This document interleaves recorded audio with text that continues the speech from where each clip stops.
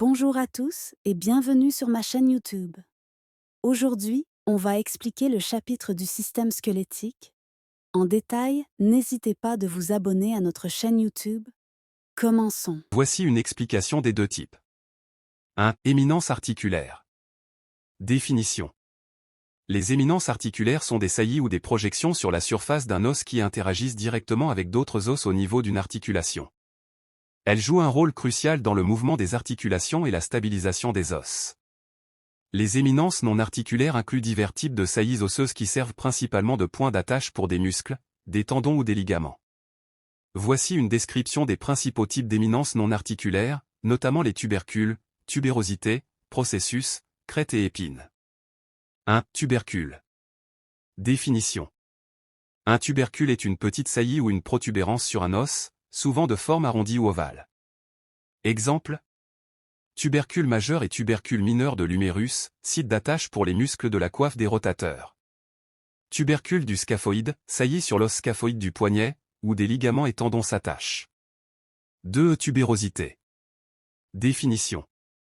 Une tubérosité est une saillie osseuse plus large et souvent plus rugueuse qu'un tubercule, servant également de point d'attache pour les muscles ou les ligaments. Exemple. Tubérosité ischiotique, située sur l'ischion, elle sert de point d'attache pour les muscles fessiers et les ischio-jambiers. Tubérosité tibiale, ou tubérosité du tibia saillie sur la partie antérieure du tibia, où le tendon du quadriceps s'attache. 3. Processus. Définition. Un processus est une longue projection ou une saillie sur un os, souvent en forme de bras ou d'apophyse.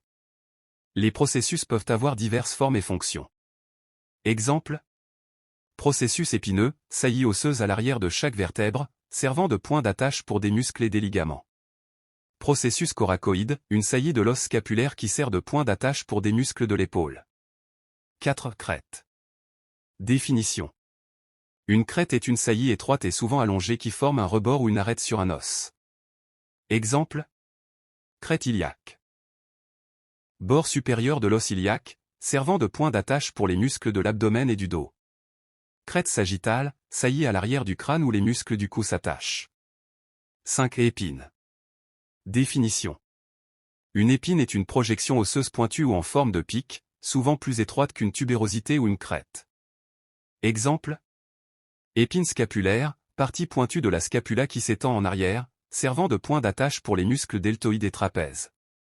Épine iliaque antérieure supérieure, saillie sur l'os iliaque, servant de point d'attache pour des ligaments et muscles. Une cavité articulaire est une dépression ou un espace présent dans un os qui joue un rôle clé dans la formation des articulations. Ces cavités permettent aux os de s'articuler entre eux, facilitant ainsi le mouvement dans les articulations. Les cavités non articulaires sont des dépressions ou des ouvertures présentes dans les os qui ne participent pas directement à la formation des articulations. Ces cavités jouent diverses fonctions, notamment le passage de nerfs, de vaisseaux sanguins, ou l'attache de muscles. Voici une description des principaux types de cavités non articulaires, le sillon, la fossette, l'incisure et le foramen. 1. Sillon. Définition, un sillon est une dépression allongée ou en forme de canal sur la surface d'un os. Il peut servir de voie à des vaisseaux sanguins, des nerfs, ou des tendons. Exemple.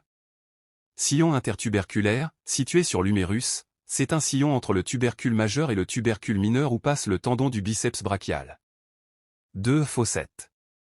Définition, une fossette est une petite dépression ou un creux sur un os, souvent moins profonde qu'un sillon, qui peut servir d'emplacement pour des structures telles que des tendons ou des muscles. Exemple. Fossette de l'os coxal, elle reçoit la tête du fémur et est impliquée dans la formation de l'articulation de la hanche. 3. Incisure. Définition, une incisure est une indentation ou une dépression en forme de croissant dans un os. Elle peut permettre le passage de nerfs ou de vaisseaux, ou servir de point d'attache pour des ligaments. Exemple. Incisure radiale, située sur l'ulna, cubitus, elle permet à la tête du radius de s'articuler et contribue également à la stabilité de l'articulation du coude. Incisure ischiatique, une dépression sur l'ischion qui contribue à former la fente ischiatique, servant de passage pour des nerfs et des vaisseaux. 4. Foramen. Définition, un foramen est une ouverture ou un trou dans un os qui permet le passage de nerfs, de vaisseaux sanguins ou d'autres structures. Exemple. Foramen magnum, situé à la base du crâne, il permet le passage de la moelle épinière. Foramen obturé, situé dans l'os coxal, Il permet le passage de vaisseaux sanguins et de nerfs vers la cuisse. Conclusion. Les cavités non articulaires, telles que les sillons, les fossettes, les incisions et les foramens, jouent des rôles essentiels dans l'anatomie humaine. Elles ne participent pas à la formation d'articulations, mais sont cruciales pour le passage de structures vitales et pour le soutien des muscles et des ligaments. La compréhension de ces cavités est importante pour étudier la physiologie et l'anatomie du système musculo-squelettique. L'os est un tissu vivant et dynamique composé de plusieurs structures qui lui confèrent ses propriétés mécaniques, sa résistance et sa capacité à remplir diverses fonctions dans le corps. Voici un aperçu des principales structures de l'os. 1. Périoste. Définition. Le périoste est une membrane dense et fibreuse qui recouvre la surface extérieure de l'os, sauf au point de contact avec d'autres os au niveau des articulations. Fonction. Protège l'os et joue un rôle dans sa nutrition grâce à son riche réseau de vaisseaux sanguins. Sert de point d'attache pour les muscles et les tendons, contribuant ainsi à la mobilité. Contient des cellules osseuses nécessaires pour la croissance, la réparation et le remodelage osseux. 2. Os compact. Définition. L'os compact est la couche externe dense et solide de l'os, également appelée os cortical. Sa structure est organisée en unités appelées ostéons ou système de Haver. Fonction. Fournit la résistance mécanique et la protection aux os. Supporte les charges et répartit les forces exercées sur l'os. Contient des canaux de Haver, qui permettent le passage de vaisseaux sanguins et de nerfs. 3. Os spongieux. Définition. L'os spongieux, aussi appelé os trabéculaire ou os cancéreux, se trouve à l'intérieur de l'os et a une structure en treillis qui ressemble à une éponge. Fonction. Réduit le poids de l'os tout en maintenant sa force. Héberge la moelle osseuse rouge, qui est responsable de la production des cellules sanguines. Adapté pour absorber les chocs et les forces exercées sur l'os. 4. Cartilage hyalin. Définition. Le cartilage hyalin est un type de cartilage translucide qui se trouve aux extrémités des os dans les articulations, ainsi que dans d'autres régions comme le nez, les voies respiratoires et les côtes. Fonction. Offre une surface lisse pour réduire le frottement dans les articulations. Absorbe les chocs et aide à la flexibilité et à la résistance des articulations. Joue un rôle essentiel dans le développement et la croissance des os. 5. Moelle osseuse. Définition. La moelle osseuse est un tissu spongieux présent à l'intérieur des os, qui peut être rouge ou jaune. Fonction. Moelle osseuse rouge, production de cellules sanguines, globules rouges, globules blancs et plaquettes. Présente dans les os spongieux, notamment dans les hanches, le sternum et les côtes. Moelle osseuse jaune, principalement constituée de graisse, elle sert de réserve de nutriments et peut éventuellement se transformer en moelle rouge en cas de besoin accru de production sanguine. 6. Moelle jaune. Définition. La moelle jaune est le type de moelle osseuse formée principalement de cellules graisseuses. Fonction. Sert de réserve d'énergie et de lipides. Peut être mobilisé pour aider à la production de globules rouges en cas de besoin, par exemple lors d'une perte sanguine importante. Conclusion.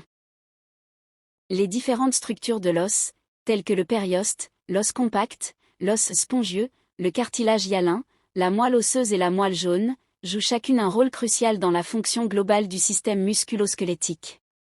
Ensemble, elles assurent la protection des organes, la production de cellules sanguines, la réserve d'énergie, et la mobilité du corps. La compréhension de ces structures est essentielle pour l'étude de l'anatomie et de la physiologie osseuse. Les estrogènes sont des hormones stéroïdiennes qui jouent un rôle essentiel dans de nombreux processus physiologiques, notamment le développement et la régulation du système reproducteur féminin. En ce qui concerne l'ossification, ces hormones influencent également les processus de formation osseuse, notamment l'ossification endochondrale et l'ossification membranaire, ou fibreuse. Voici un aperçu de ces processus. Ossification endochondrale. Définition. L'ossification endochondrale est un processus par lequel le cartilage hyalin est progressivement remplacé par du tissu osseux. Ce type d'ossification est responsable de la formation des os longs du corps, comme ceux des bras et des jambes. Processus 1. Formation du modèle cartilagineux. Au cours du développement embryonnaire, des modèles de cartilage se forment là où les os seront développés. 2. Formation de la matrice osseuse. avec l'action des estrogènes, les chondrocytes prolifèrent et ensuite meurent, laissant place à des ostéoblastes qui forment le tissu osseux.